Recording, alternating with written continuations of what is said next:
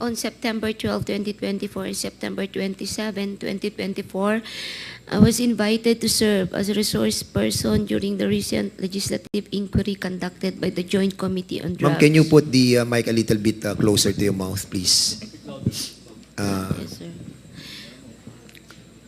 During these hearings, I was asked several questions concerning my knowledge or involvement in the deaths of 3 Chinese inmates at the Davao Penal Colony and the death of General Wesley Barayuga, all focusing on the alleged extrajudicial killings of the aforementioned individuals. I was also questioned about my relationship with the former president, as well as my career as a police officer and my tenure as a GM of the Philippine charity Sweepstakes office. Throughout the hearings, I answered questions from the committee based on my personal knowledge. However, I did so with great apprehension as I recognized that my statements on national television could significantly endanger my life, the safety of my family, and others close to me. After considerable reflection, I am now executing this affidavit to provide a comprehensive information to the Quadcom regarding everything I personally know about the war on drugs during the former administration.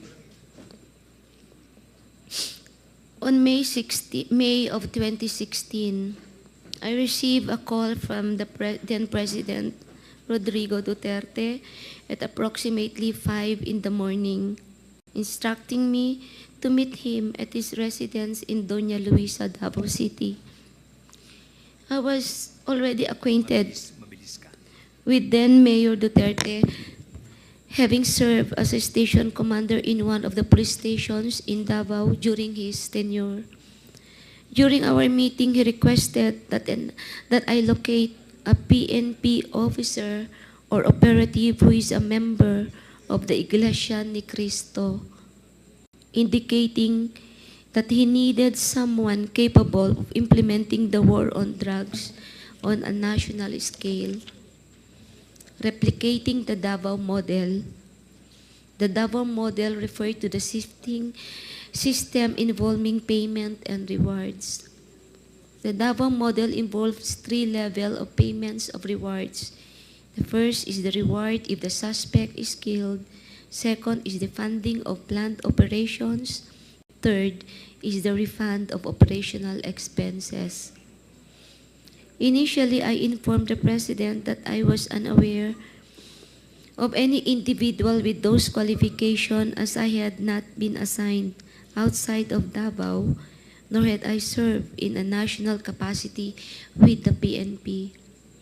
However, I recalled my upperclassman, Edilberto Leonardo, who was handling the Criminal Investigation Detection Group and was also a member of the Iglesia ni Cristo.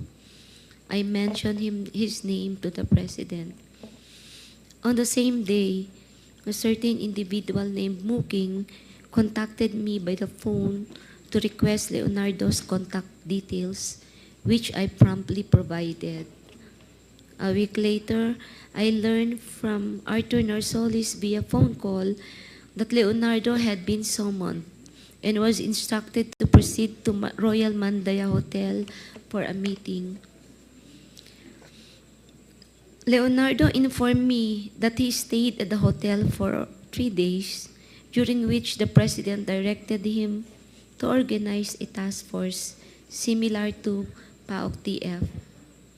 When Leonardo relayed this information and urged me to join the task force, I declined, citing my lack of experience in handling such operations. Leonardo subsequently informed me that he had prepared a proposal routed through Bongo outlining the task force operations, which would encompass Luzon, Visayas, and Mindanao. He also inquired if he and his classmates could have a courtesy call with the President through Bongo for a photo opportunity. Considering this, I thought it would be prudent also to invite my classmates, Bakay, Vilela, Grijaldo, Tuzon, and Dueñas, to join the courtesy call. The members of Class 97 and Class 96 of PNPA were accommodated in a separate room at the TPWH office in Panacan, Davao. The President did not enter our room, and I was unaware if he visited the room of class 96. This is 96, sir, not 97. After the call to call, Leonardo informed me that the structure of the intended task force would undergo changes. In June of 2016, Leonardo was transferred from Manila to assume the position of the chief of the CIDG in Region 11. During the initial 3 months of this assignment, I facilitated all meetings between Leonardo and Bongo at Leonardo's request. Subsequently, they established direct communications.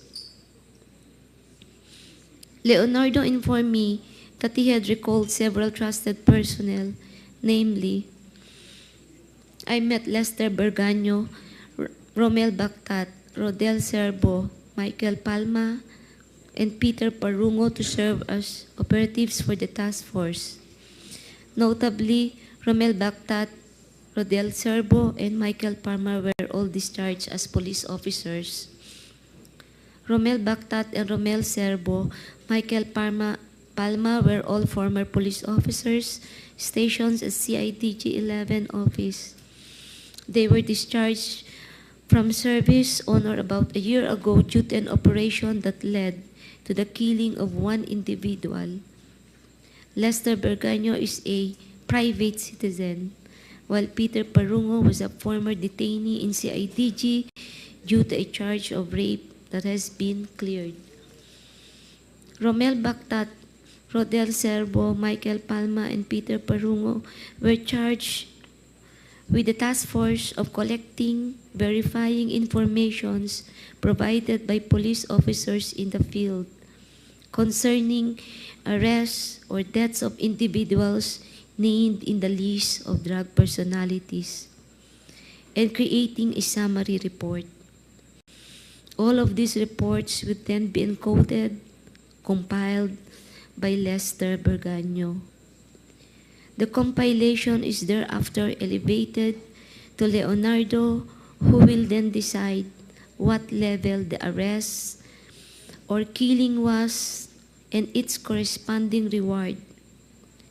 Rewards were only given for killings, while for arrests, only the funding of the co-plan and a refund for the expenses was given. I saw how this individual operated when I would visit the CIDG office in Region 11 to see my friend Lot Lot. He also conveyed to me that the task force would be structured differently, in that he submitted a document to Bongo detailing the task force operation, including an overview of the current drug landscape in the Philippines. I was also informed that the drug structure originated from Bucor, where numerous drug lords are currently incarcerated, and that it has 3 branches, Luzon, Visayas, and Mindanao, with Peter Lim involved in the Visayas region. Once the task force became operational, I later learned that all co-plan funds, refunds for operational expenses, and rewards for agents were processed through the bank accounts of Peter Parungo at Metrobank, BDO, and PS Bank. Concurrently, Lester Berganyo maintained a comprehensive list of the drug personalities in the Philippines. Leonardo conducted briefings for all PDEA, IG, regional directors, and PNP chiefs regarding the operations. Additionally, if any individual died during police operation, Leonardo would report the incident to Bongo for inclusion in his weekly report and request for refunds of operational expenses. Leonardo had the final authority to determine who would be included on the list of drug personalities and to classify their threat levels, as well as the discretion to remove individuals from the list. Furthermore, in 2016, while I was at the CIDG office, following up on personnel appointments, I overheard Superintendent Padilla of Bucor discussing drug activities at the Davao Penal Colony with Leonardo. Padilla specifically mentioned certain Bucor officers involved in the drug trade, notably mentioning an officer named Ginto, who was subsequently killed along with other Bucor members. These are the critical facts I personally know regarding the drug war of the previous administration.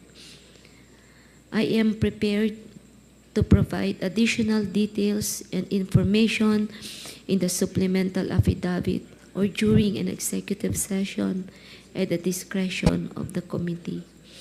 I affirm the truthfulness and accuracy of the above statement to assist in the investigation by the Joint Committee on Dangerous Drugs, Public Order and Safety, Human Rights, and Public Accounts of the Honorable House of Representatives, the Quadcom. Mr. Chair.